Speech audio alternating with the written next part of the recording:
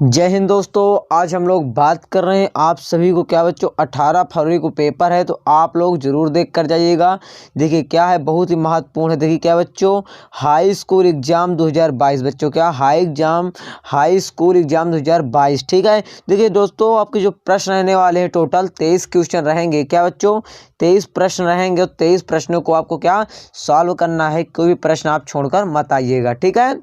उसका देखिए आप प्रिंट दोस्तों क्या टोटल 10 पेज रहने वाले हैं और समय आपको दोस्तों 3 घंटे का दिया जाएगा। कितना?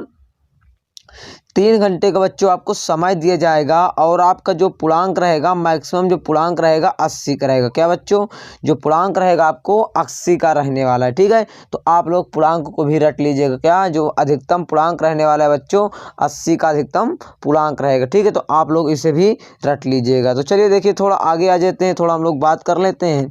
देखिए क्या है, सबसे पहले देखिए क्या है, सभी प्रश्न करना अनिवार्य है बच्चों। क्या कोई भी प्रश्न आप मत छोड़ कर आइएगा। एक एक प्रश्नों को क्या करना अनिवार्य है। एक भी प्रश्न आप लोग मत छोड़िएगा। मेरी आपसे एक विनती है, रिक्वेस्ट है कि आप लोग प्रत्येक प्रश्नों को सॉल्व कीजिएगा। ठीक है बच्चों।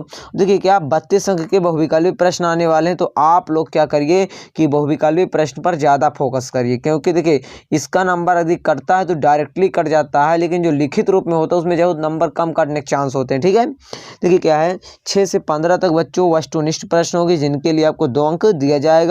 इनका उत्तर बच्चों आपको 30 शब्दों में लिखना होगा। ठीक है। देखिए 16 से 19 तक 3 अंक वाले प्रश्न होंगे, जिनके लिए आपको क्या 75 शब्दों में उत्तर लिखना होगा बच्चों। वहीं पर बात करते हैं 20 से 23 तक बच्चों, तो 4 अंक वाले प्रश्न होंगे और इनका उत्तर 120 शब्दों उत्तर लिखना होगा। ठीक है। तो चलिए एक सबसे पहले क्वेश्चन की बात करिए सर जी। चलिए आप लोग को क्वेश्चन दिखाते हैं और उसका आंसर भी दिखाते हैं। तो आ जाइए भाई, सबसे पहले क्वेश्चन की ओर आ जाइए।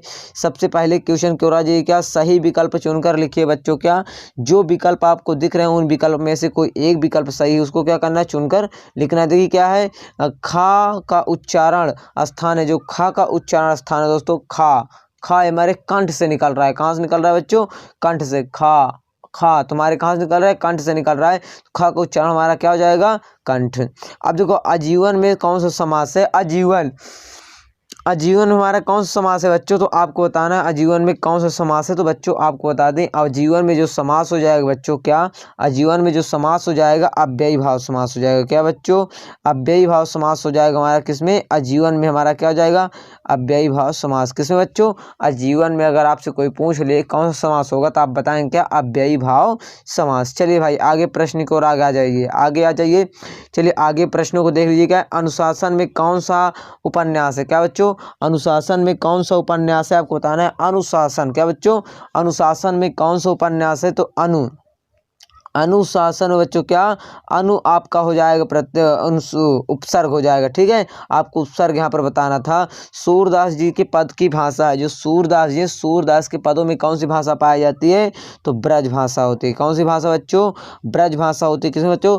सूरदास जी के पद की कौन सी भाषा है? उसको बोलते हैं ब्रज भाषा। तो ठीक है। यदि आपसे कोई प्रश्न कहे कि सूर की जो पद है उनमें किस प्रकार की भाषा का प्रयोग किया गया है, तो ब्रज भाषा का प्रयोग किया गया है। ठीक बच्चों। तो नेक्स्ट की बात कर लीजिए गुरुवर जी। तो नेक्स्ट की बात करिए क्या है, ई कब्जा। क्या ई कब्जा कौन थी भाई? ई कब्जा कौन थी भैया? ये कौन थी बच्चों? तो ये क्या थी? एक गोपी थी। क्या थी? एक गोपी थी। तो गोपी पर आप लोग क्या करिएगा? टिक कर लीजिएगा। क्या ई कब्जा हमारी क्या थी? एक गोपी थी। ठीक है बच्चों। अब जो क्या पृथ्वीराज रासो, ये बहुत इंपॉर्टेंट प्रश्न है बच्चों, इसे आप टिक मार कर लीजिएगा। बता दें यह कई बार एग्जाम में पूछा गया है, तो आप लोग ध्यान दीजिए, इस बार भी एग्जाम में आने की बहुत ज़्यादा संभावना है, तो आप लोग इसे कर लीजिएगा। क्या पृथ्वीराज रासो, पृथ्वीराज रासो हमारा क्या एक महाकाव्य है बच्चों। क्या महाकाव्य है। तो पृथ्वीराज रासो हमारा क्या बच्चों? महाकाव्य है। तो आप लोग टिक कर लीजिएगा, पृथ्वीराज रासो क्या हमारा बच्चों? एक महाकाव्य है। तो प्यारे बच्चों आप लोग इसे टिक कर लीजिएगा। तो हमारी बात है आपको समझ में आ रही है तो अच्छी बात है, नहीं आ रही तो कोई बात नहीं। ठीक है। चलिए आ जाइए आगे। अब देखिए थोड़ा यहाँ पर ध्यान दीजिए, दूसरा प्रश्न जो है यहाँ पर गायब है। दूसरा प्रश्न आपको मिल जाएगा बहुत जल्दी, तो उसके लिए आप चिंता मत कीजिएगा। ठीक है। टेलीग्राम को ज्वाइन कर लो, टेलीग्राम का लिंक डिस्क्रिप्शन बॉक्स में दे दिया जाएगा, वहाँ से आप जाइए टेलीग्राम को ज्वाइन कर लीजिएगा। ठीक है। सही विकल्प देखिएगा, तो सही जोड़ी बनाना है, खंड आ खंड बा। क्या बच्चों? खंड आ खंड बा। देखो राग सोरठा बच्चों, क्या राग सोरठा, तो राग सोरठा के जो रचनाकार है भैया मीराबाई हो जाएगा। राइट आंसर क्या? मीराबाई। ठीक है। विनय पत्रिका, तो बताइए भैया विनय पत्रिका किसकी रचना है? तो आप सभी जानते हैं जो विनय पत्रिका है भैया तुलसीदास जी की रचना है। क्या विनय पत्रिका हमारी क्या बच्चों तुलसीदास जी की क्या बच्चों रचना है। उसका देखो क्या जल्दी उठना क्या स्फूर्ति का काम है बच्चों। क्या जल्दी उठना हमारा क्या स्फूर्ति का काम है। तो रौद्र रस का स्थायी भाव हमारा क्या होता है उत्साह होता है। क्या बच्चों रौद्र रस का स्थायी भाव हमारा क्या होता है उत्साह होता है बच्चों। ठीक है तो रौद्र रस का यदि आपसे कोई स्थायी भाव पूछे तो क्या बताएंगे उत्साह बताएंगे। ठीक है नेताजी की मूर्ति तो नेताजी की मूर्ति कहाँ लगी थी नगर पालिका द्वारा लगाई गई थी। क्या बच्चों नगर पालिका द्वारा लगाई गई थी। क्या बच्चों नेताजी की मूर्ति। तो आप लोग इसे भी टिक कर लीजिएगा। तो चलिए मेरी बातें आपको समझ में आ गई तो लाइक करना अन्यथा आप लोग डिसलाइक भी करके जा सकते हैं। ठीक है अब देखो क्या है तृणधारा का मतलब क्या दुखों से पीड़ित। क्या बच्चों तृणधारा का मतलब क्या होता है कि दुखों से पीड़ित। चलिए ठीक है भाई अगले प्रश्न की ओर बात कर लीजिए गुरुवर जी। तो आगे प्रश्न की ओर हम आ जाते हैं।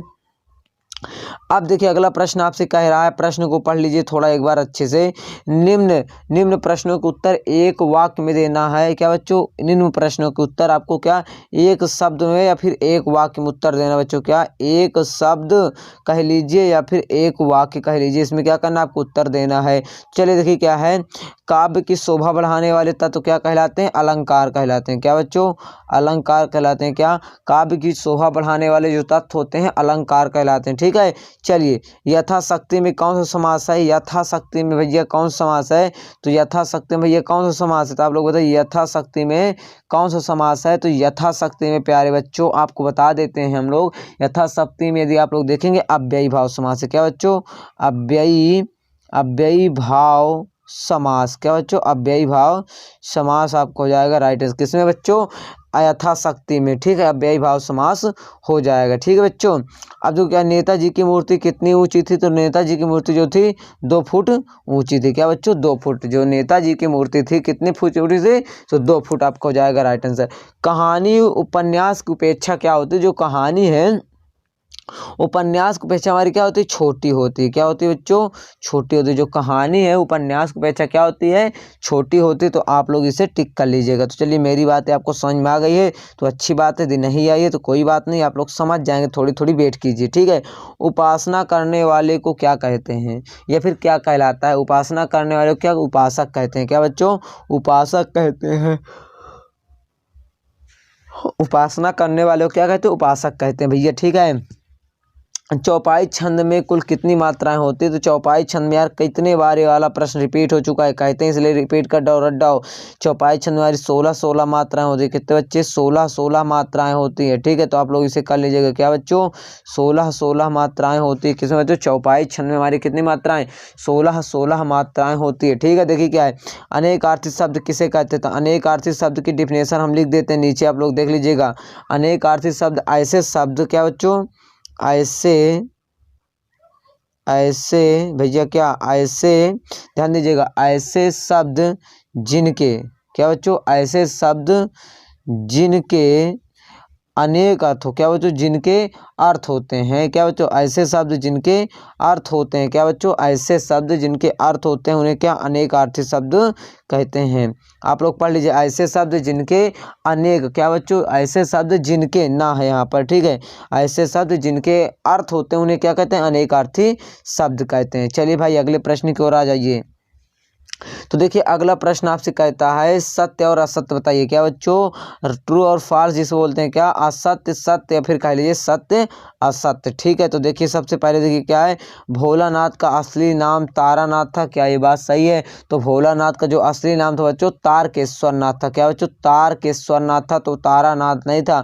ठीक है तो ये वाला प्रश्न हमारा क्या हो जाएगा ये जो विकल्प दिया गया गलत हो जाएगा। ठीक है प्रयोगवाद के जनक अज्ञेय को माना जाता है। क्या ये बात सही है। तो बात तो सही है प्रयोगवाद का जो जनक है अज्ञेय जी को माना जाता है। राजा का धर्म है कि प्रजा को न सताए। हाँ ये बात भी हमारा क्या है सत्य है भैया। क्या राजा का धर्म होता है कि प्रजा को न सताए। प्राचीन भारत में स्त्रियां अत्यंत विदूषित थी। क्या ये बात सही है। हाँ ये बात सही है। जब पुराना समय चल रहा था तो जो स्त्रियां थी जो माताएं और बहनें थी वो क्या थी बहुत ही विदूषित थी। ठीक है तो आप लोग इसे कर लीजिएगा।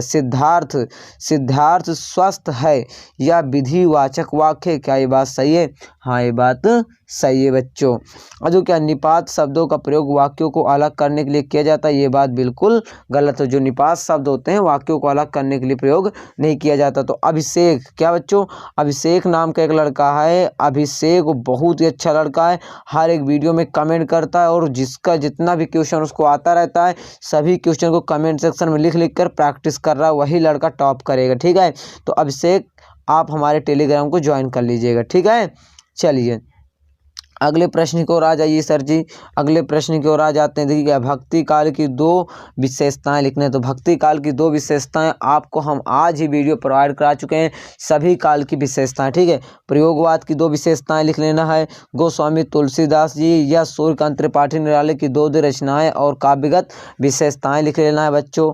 आग से रोटियां सेकने के लिए माँ ने बेटी को सचेत करना क्यों जरूरी समझा? क्योंकि जो उसकी बेटी थी कभी रोटी तो बनाई नहीं थी, उसको डर था कहीं खराब ना कर दे, इसलिए। ठीक है, छायावाद के फिर से 2 विशेषताएं लिखना है बच्चों। क्या है? छायावाद की 2 विशेषताएं लिखना है। वीर रस की परिभाषा लिखना है। ठीक है, पायो नाम चरु चिंतामणि के कवि का आशय है भैया, इसको बताना। या फिर तो हम देखो क्या प्रश्न है, संस्कृति जीवन के लिए आवश्यक क्यों है, आपको इसको बता दीजिएगा। अब देखिए अगला प्रश्न आपसे कह रहा है क्या, कोई 2 उपन्यास के नाम एवं उनके लेखक का नाम लिखे। क्या? कोई 2 उपन्यास के नाम और उनके लेखक का नाम लिखिए भैया, तो आप लोग कर लीजिएगा। अब देखिए प्रगतिवाद के क्या प्रगतिवाद के कोई 2 कवियों के नाम और उनकी रचना लिखना है। लेखक स्वयं प्रकाश तथा लेखिका मुन्नी भंडारी, क्या बच्चों, की 2 भाषागत विशेषताएं लिखना है। द्विवेदी युग को विद्यार्थी जीवन में किन किन कठिनाइयों का सामना करना पड़ा, इस प्रश्न को भी आपको क्या कमेंट सेक्शन में बहुत ही प्रेम पूर्वक शानदार पूर्वक लिखना है। ठीक है बच्चों, आगे देखिए क्या है। अब देखो क्या, पीताम्बरधारी श्री कृष्ण के सौंदर्य का वर्णन करता है बच्चों। क्या वर्णन करना है? तो अब हम इसके आगे का प्रश्न अब आपको नहीं दिखाएंगे। यदि आपको इसके आगे का प्रश्न देखना है तो इस वीडियो पर बच्चों 10,000 लाइक पूरा कर दो। क्या बच्चों, 10,000 लाइक जैसे ही पूरी हो जाएगी तो इसके आगे का प्रश्न आपको दिखा देंगे उत्तर के साथ। अभी तो हमने आपको बहुत ही कम उत्तर दिखाया है, तो यदि आप लोग को इसका पूरा पेपर चाहिए वो भी हल के साथ, तो आप लोग हमें क्या करिएगा भैया, कमेंट कीजिएगा और इस वीडियो पर 10,000 लाइक कीजिएगा। ठीक है, तो चलिए यदि आपको हमारा वीडियो पसंद आया है तो वीडियो को लाइक शेयर और चैनल को सब्सक्राइब कर लीजिए। तो चैनल को सब्सक्राइब करना क्या है कि जो लाल वाला बटन दिख रहा है भैया उस पर आप रियल पेपर फेंको, चाहे वायरल पेपर फेंको, चाहे कौनो पेपर फेंको, लेकिन वो दब कर सफ़ेद हो जाना चाहिए। तो बच्चों और बेल आइकन को भी दबा दीजिएगा। तो बच्चों हम लोग मिलते हैं किसी नेक्स्ट वीडियो में, तब तक के लिए सभी को जय हिंद जय भारत।